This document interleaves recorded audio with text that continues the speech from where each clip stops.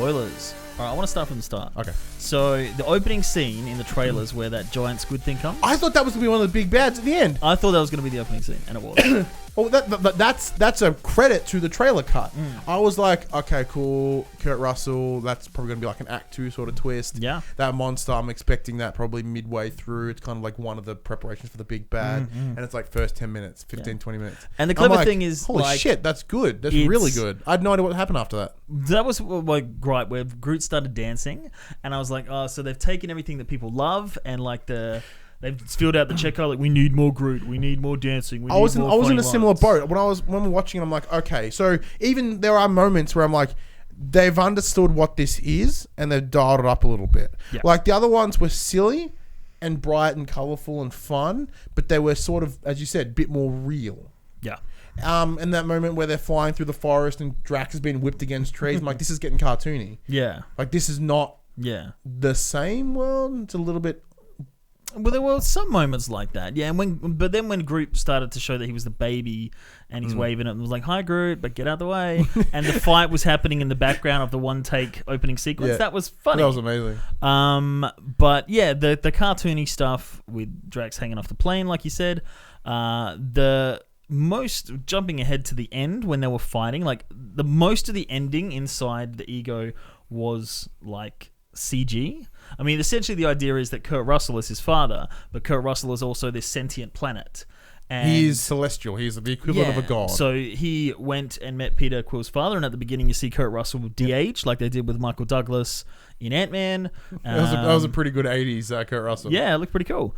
And then you see how Peter Quill's mother met Kurt Russell, Ego, and had a baby, and you think it's all romantic. He meets his dad. Is it his real dad? Like that plot. Is it his real dad? Maybe it is. Gamora doesn't trust him. Someone's got a secret. They find out the secret. They discover something. It's like very scripted plot points. Yeah, because when they're sort of showing him these powers, I'm like, he's gonna turn. Yeah, it's like something shifty. He's gonna turn, and then like it turns out he'll want to mass murder or something. Yeah, and I understand being the Guardians of the Galaxy, like they always deal with larger than life things. That's kind of by definition threat, what they should do.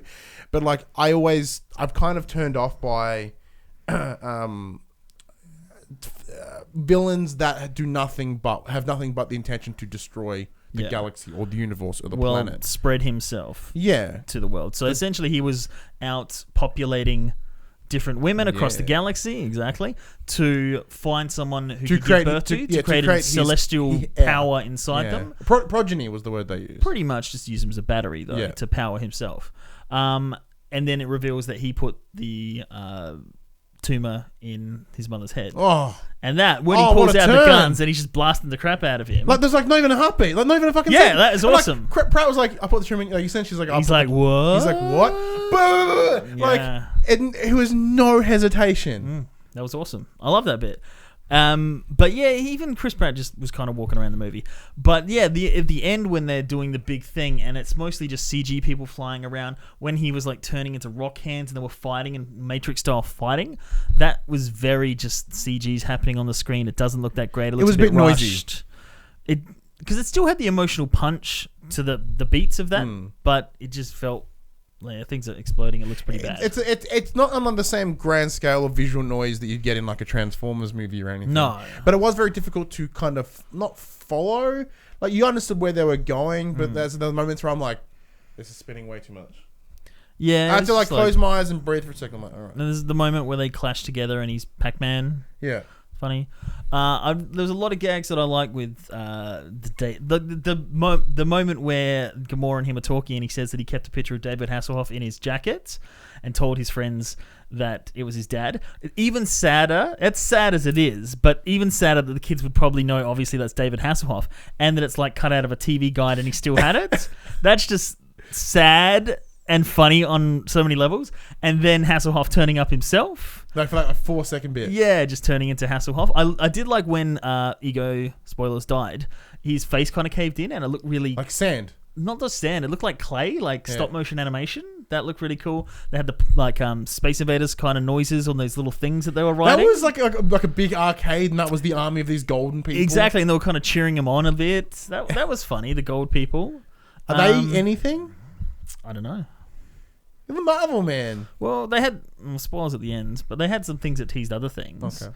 But what are some spoilery things that you liked or didn't like? Some of the jokes I thought were really amazing. I thought Drax was great in terms of he's adding more to the character and to sort of, but being literal, but also sort of I think they've sort of developed him in terms of he's understanding emotion now.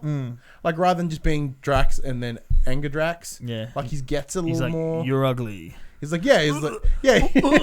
I think he genuinely didn't like her though. Yeah, no, like wasn't attracted to her at all. Great. He's like, you think it's a joke, but he's like, no, I genuinely think you're hideous. Yeah, that was good. I loved one of my favorite bits in the whole thing.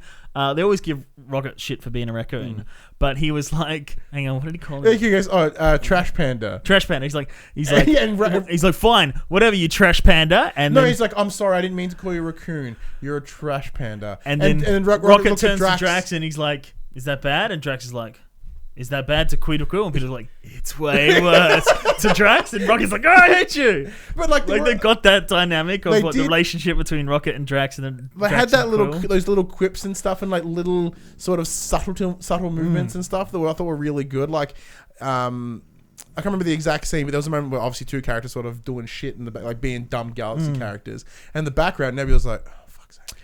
Yeah, like, that bit because she's the new, where she's talking to the new girl, and that last beat where she's just like, oh, these guys are idiots. Or when Drax is like, he's just there and he's like, whoa, and he's like leaning on there and he's like, when I met my wife, she didn't dance, and it made urges in my pants or whatever. It made my loins and gals. Yeah, he's like, I don't hear that. Just those little like my nipples hurt. I'm not wearing that armor. That was funny. I thought Groot was great, as you said. All the babyisms I thought were really, really excellent. That whole scene sequence where he's trying to steal the mohawk, and even just gets big as shit. The little things I love, like you get the idea that he has this whistle. He does the whistle and the arrow moves. Yeah.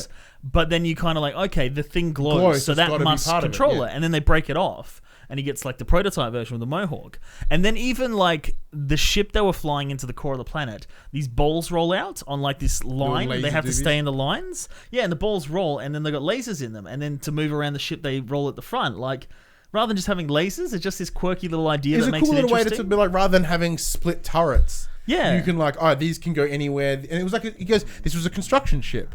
Oh, did he? Yeah, because like we're in some construction ship like that Yondu found fucking around somewhere. Yeah. You know, and it's like, okay, cool. So that explains why it could destroy rock and sort of be efficient. I thought it was really cool. But like, like finding those things, like, granted, my son's like 4 months old, doesn't do anything. But I'm sure you had that with, the little people in your family. You're like, hey, can you get me this? And like, Ollie's like, runs away, doesn't get exactly what you want. And you got to be very specific. But then again, you do things and unexpectedly, like, it worked. Like when Groot pressed the right button, you're like, okay. So he's learning. Yeah, exactly. So that was great seeing him as a child. Yondu. Yes. Michael Rooker. Holy shit. Well, he's always good. Like, no, don't get me wrong. Like I'm not holy shit. Like he did a great performance because it's a given. Like he's a solid actor. But it was like I said, I didn't expect to get that emotional feel. Like they kind of mentioned it very early on in the film, where Drax is like, I thought Yondu was your dad. He's like, what the fuck's wrong with you? Like, he's like, you look exactly the same. He's like, he's blue. Yeah, that's good. It's great. But like, they hinted that early on, and I was like, that's a good throwaway joke. But even in the first one, they kind of alluded that they had that. Like he's always like, you're going to eat me. But they had like, he's like, when he opened up the troll at the end and he realized he'd taken the orb, he was kind of like, my boy. Yeah. I thought it was really sort of good touching on that idea of like, although Ego is technically his dad, he was an asshat, and he was a dad. He was the. There was no surprise there. Yeah.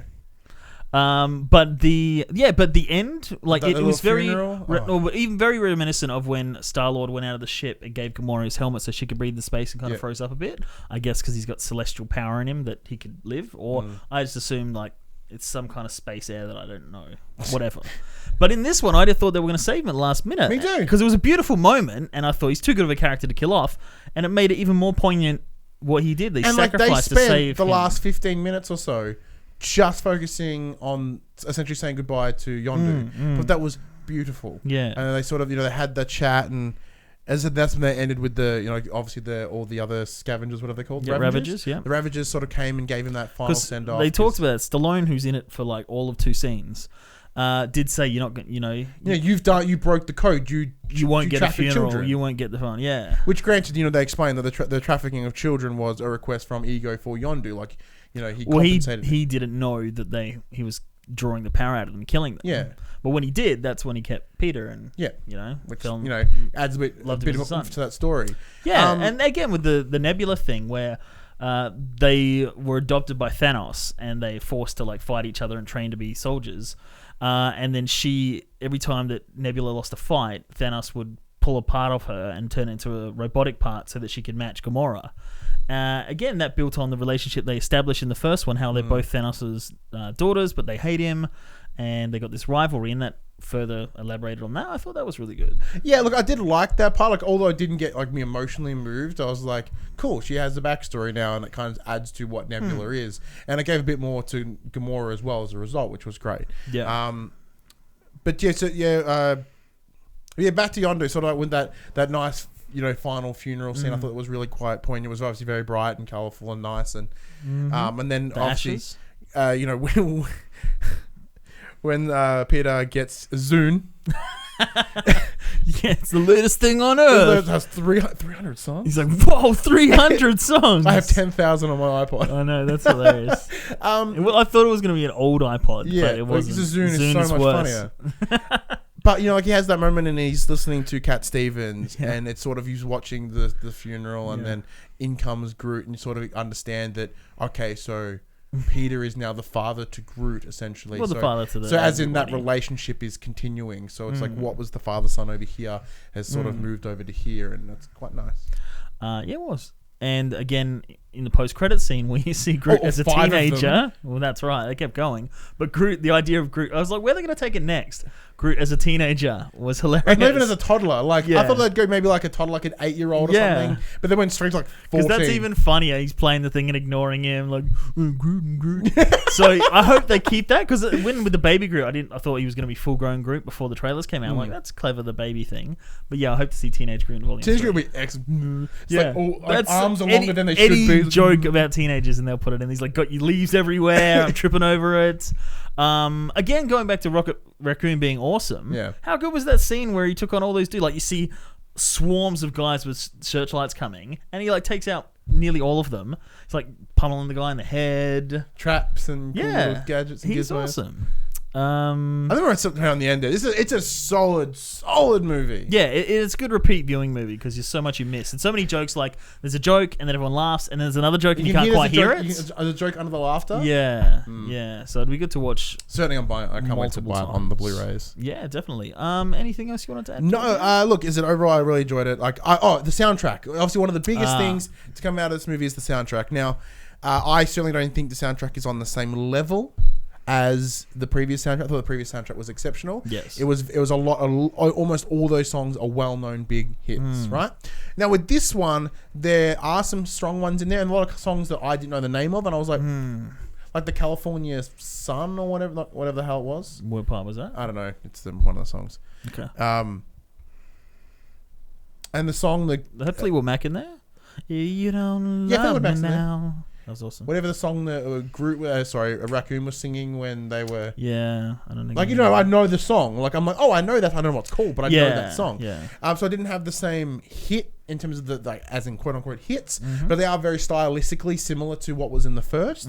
I think that's really, really good. So rather than something we discussed right after the movie, rather than spending all the big bucks on the big name songs, they went with what fits the style that they established in the first, rather than being like, and he's MJ, he's all these and the mood of the 80s scenes. But a lot of the songs were more low key. There wasn't really that kind of punchy. Yeah, but they all sort of had that same sort of guitar sound to them. The vocals very similar. Yeah, and I got to say, I don't know if I necessarily enjoyed it. Like the arrow gets a bit old, but I can't help but appreciate how that scene where they leave the ship and it's badass just walking everywhere, out of it, everyone people just dropping. Yeah, that was really well choreographed. It went on. I don't know. I didn't love it, but I appreciated how well it was done, and that was really cool. What do you think of Guardians of the Galaxy? I'm Ryan Betson. I'm Dylan Button. Of course, comment below. Let us know what you think. Now, if you stayed this long, excellent. Thank you very much. I'm glad you enjoyed it. Now, trying to touch on too many spoilers down there. Don't want to ruin it for anybody else. No. Well, you can if you want to, I suppose. You can't stop There was one joke that I thought in the movie, I'm not going to spoil that because it's too good, and I can't remember what it is now, but I didn't spoil it. It's good. Kept his word. We agree. What?